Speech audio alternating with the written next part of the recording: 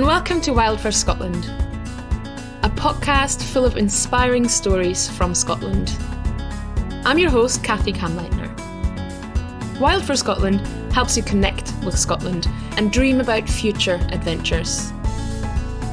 I'll tell you immersive stories to whisk you away, share some of my top tips for your own Scotland trip, and introduce you to inspiring locals and their stories.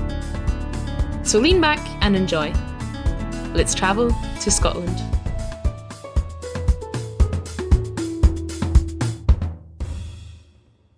Today I have a story for you from one of my favourite places in Scotland. We're going back to Argyll, but this time we're not exploring another island, we're staying firmly on the mainland. Kilmartin Glen is simultaneously one of the most significant historic sites in Scotland and ridiculously off the beaten path. Imagine no one knowing about Culloden Battlefield, the Norse settlements in Orkney, or the standing stones at Callanish. Maybe it's because there isn't just one monument or event that stands out.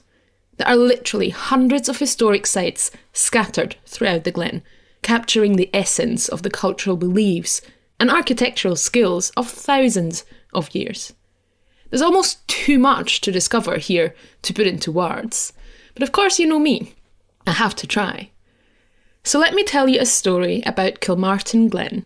This is 6,000 Times Around the Sun.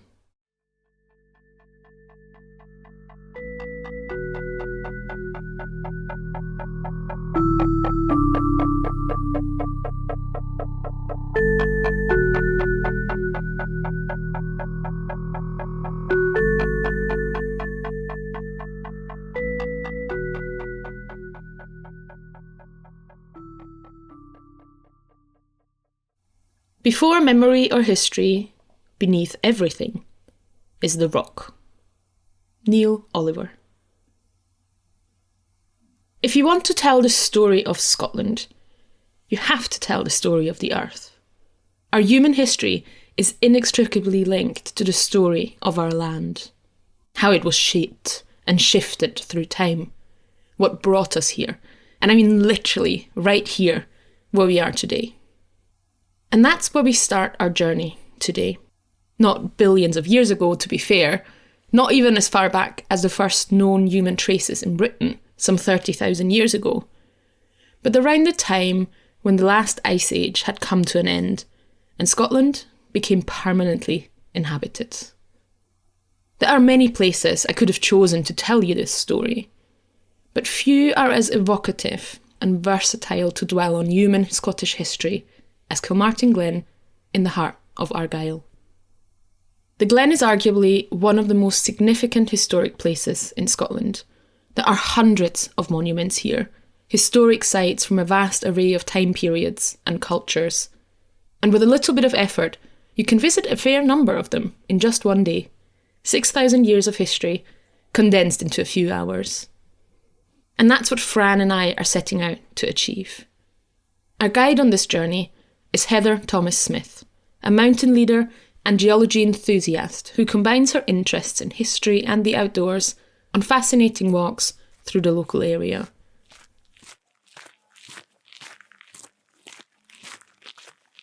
We set out on our journey back in time. One of the oldest sites in Kilmartin Glen has long been wiped off the surface of the earth. A long time ago, the people of this area created a wooden avenue made up of thick tree trunks lying flat on the ground, lined up in 2 rows. The site was most likely used during burial rituals, and the trunks were burnt to the ground.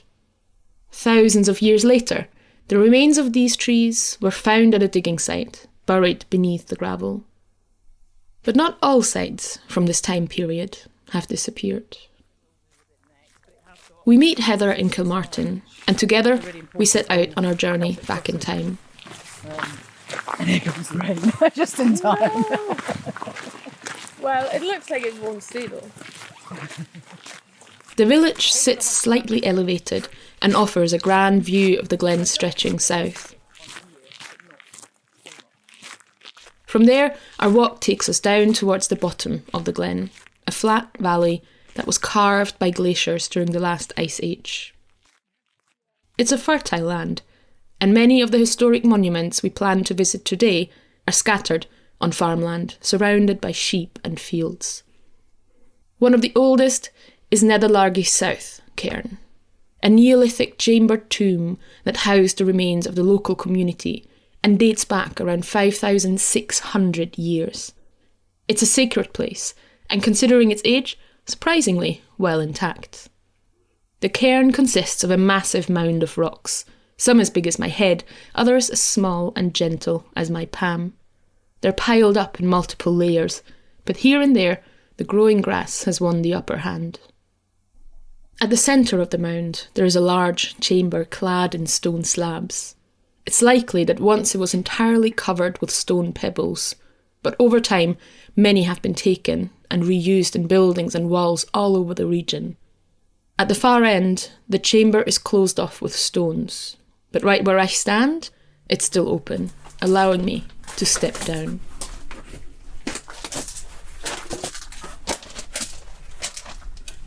Down in the chamber, I can stand comfortably, and it feels surprisingly spacious. Light pours in through the opening I just came through, but also through the cracks between the rocks above my head. Some of them are covered in moss and lichen, others have symbols carved into them.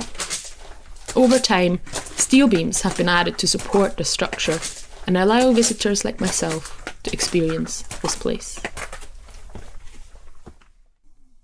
Back out in the open, we explore the rest of the site. A panel tells us about the items that were found inside the central chamber, mostly pottery and bones, but very few of them were actually from the Neolithic period. In fact, 1,300 years after the cairn was first built, people from the Bronze Age continued to use it as a burial site, and along with their dead, they placed pots and arrowheads inside the chamber. They also added 2 more stone graves, small kists, hardly longer than my legs, and just about tall enough to sit in upright. To link them to the central chamber, in a way, the cairn was expanded and more small rocks piled onto the rest. The kists were used to bury important members of the community, but only one of them is still clearly visible today. Neolithic South is one of 5 burial cairns here in the Glen, and there are many fascinating stories to tell about them.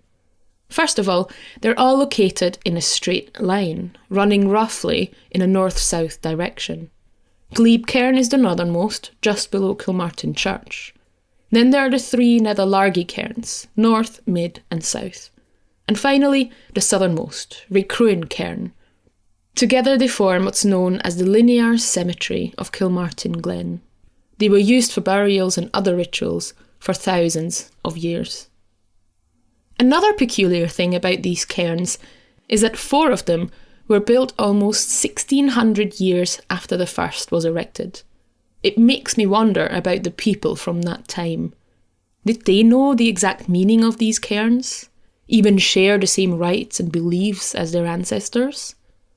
Or was it a fashion, a way for them to connect with the past and reinvent these practices?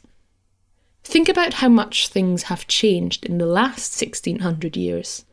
Can you imagine doing things the same way as our ancestors did in the year 400? It's that human aspect of history that I find most interesting about these sites, and the fact that we may never know. We're now walking towards a set of stone circles. They're surrounded by a stone wall and tall sycamore trees. But don't let the trees fool you. They were only planted here in the 19th century, and it's at that point that people started referring to this place as Templewood. We enter the site through a creaky gate and make our way to the northern stone circle. Only that there aren't any stones here at all. Well, there is a pile of rocks arranged as a cairn and a small boulder at the centre, but the standing stones that normally form these stone circles are gone. Heather tells us that they were removed around 4,000 years ago and probably used to construct some other monument or burial site in the area. But it's impossible to know for sure. In their stead, a cairn was built to mark the central burial kist. Today, round concrete posts mark the original positions of the stones and give us an idea of what once was. The southern stone circle has also developed and changed over time, but there's significantly more to see than at its neighbour. Multiple burial sites have been discovered outside and within the circle, all stemming from different time periods. Hundreds of years after it was first built, the standing stones were surrounded by a cairn of small rocks, which make it difficult to walk towards the centre. But we try anyways to get a closer look at the stones. Once there were 22 stones in this circle, and today 13 of them are still standing. Almost 1,000 years passed before this site was used for burials, but what rites and celebrations were held here before then remains a mystery. Heather tells us that it is believed that the people of that time worshipped the sun and the moon. Maybe they gathered here to celebrate the change of seasons, pray for better harvests, or thank their gods for their prosperity. At the edge of the glen, behind those sycamore trees that were added so recently, we can see a flat terrace on top of a steep slope, undoubtedly shaped by the movement of ice. It's likely that people gathered there to witness rituals held at the stone circles, a natural grandstand, if you will. A little walk away, in the middle of a field surrounded by sheep, stands one of the best known sites in Kilmartin Glen. The Neolithic standing stones. Neolithic translates to lower slope, so the name most likely comes from the stone's position on the bottom of the glen. There are 5 stones here, 2 pairs in the north and the south, and one enormous monolith at the centre. The central stone is surrounded by several smaller stones near the ground. It is now widely believed that these stones served as a lunar observatory, a site to track and predict the movements of the moon, and most likely its consequences for the community. But even though this purpose is largely accepted, there are still mysteries about these stones. Look closely among the colourful patches of moss and lichen covering the central stone, and you'll notice dimples on its surface. Some appear to be natural, simply a sign that the slab couldn't be clean-cut from its source. But others seem to be perfectly round and placed deliberately across the rock. These are cup marks, carefully carved into the rock, hundreds, if not thousands of years before the standing stones were erected at this spot. You have a stone here which has got really obvious cup and ring marks on it. There's the ring there, and then these are the cup marks. So this has probably been moved. Well, it has been moved. They obviously have been moved, but moved from somewhere that was important to people, that they'd already carved out those cup and ring marks before it being repurposed as a standing stone. The marks are proof that these slabs had a life and a purpose before they were put here. But where did they come from? And what do the cup marks stand for? To look for answers to these questions, Heather takes us back to Kilmartin village and onto the road.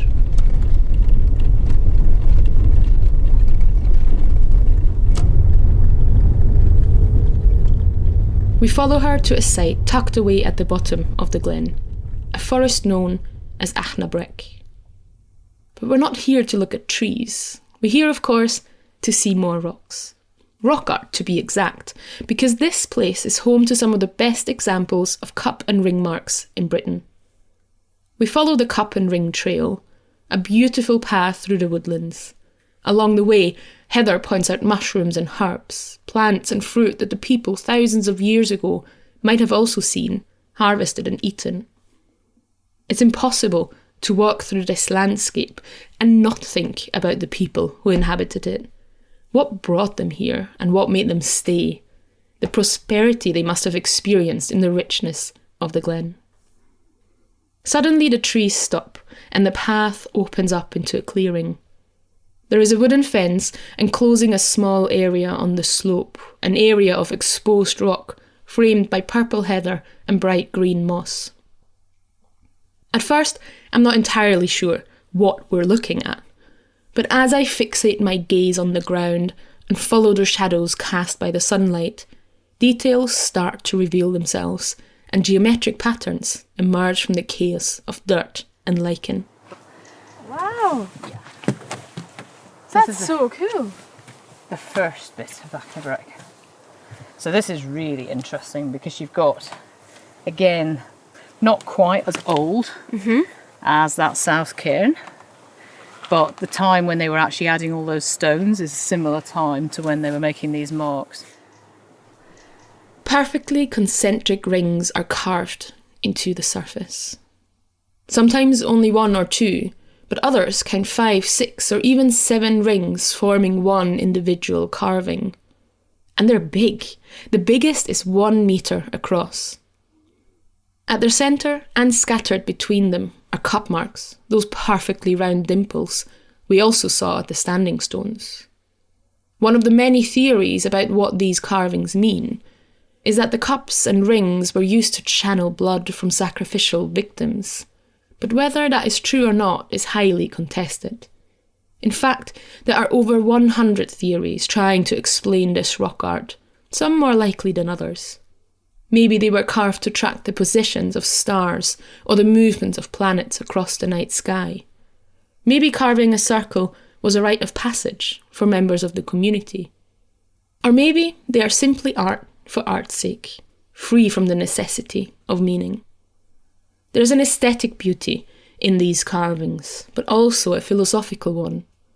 We could circle another 6,000 times around the sun, and we'd probably still be in the dark, guessing at what our ancestors knew and believed, and reinventing these sites with a new purpose. So long as we don't forget them.